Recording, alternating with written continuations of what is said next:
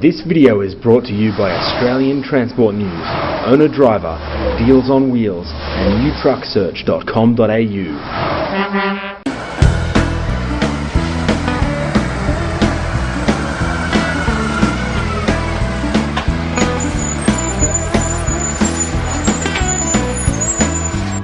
G'day, welcome back to Truck TV. I'm Gary Worrell. Well, here we are on site at the Mount Cotton Driver Training Centre in Queensland.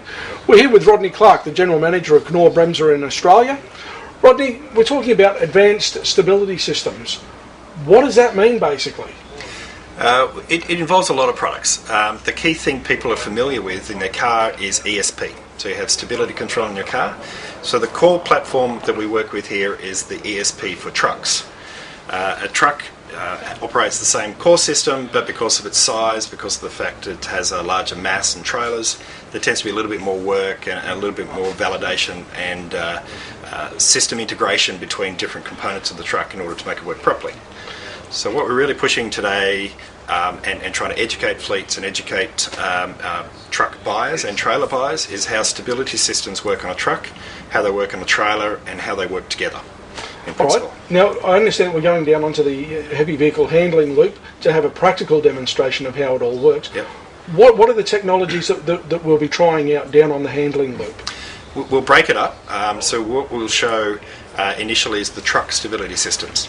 So we'll see how ESP will be initiated in certain manoeuvres. So whether you're turning gradually at a high speed or slow in a sharp corner, it'll see how the stability system kicks in.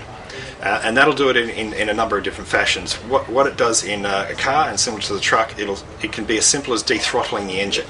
Just simply taking the power off to keep it into a nice safe zone. If that's not happening right, it'll apply an engine retarder and then go through to applying the brakes. That can be a gradual thing, depending on the corner, or if it's a severe corner, it'll go straight to brakes within seconds. So we'll see two different manoeuvres there, a gradual and a sharp.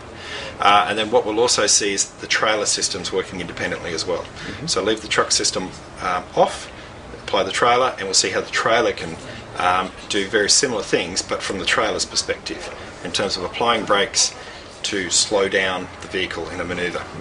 So over and above that, in the conditions, what we'll also see in stability, sometimes in stability you'll roll over through the lateral forces, other times you'll roll over because the truck starts to slide or lose directional control and hit something and roll over. So the ESP system also integrates between wheels, and so it can apply brakes to an individual wheel on the right hand side in order to pull a truck around to keep it in the right direction. So we'll show all these things in action. Fantastic. Now, one of the key problems for operators of older trucks and older trailers is they don't have these systems available. That's right. Is this what we're seeing today?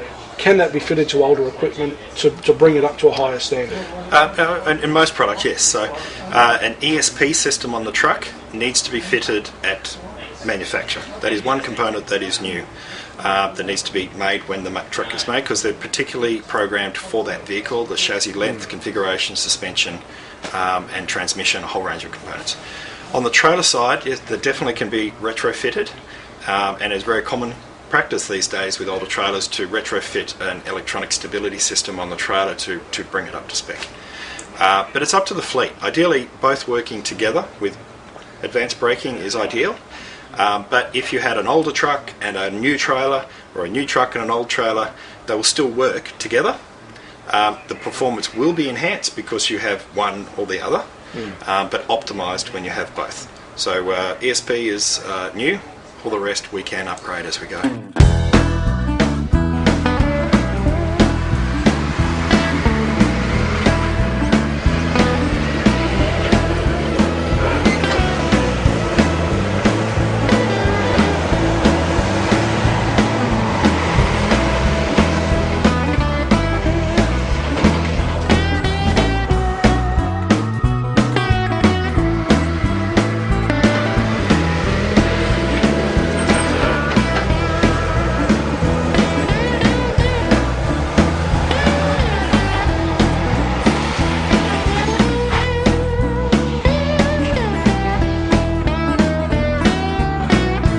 This video is brought to you by Australian Transport News, Owner Driver, Deals on Wheels and newtrucksearch.com.au.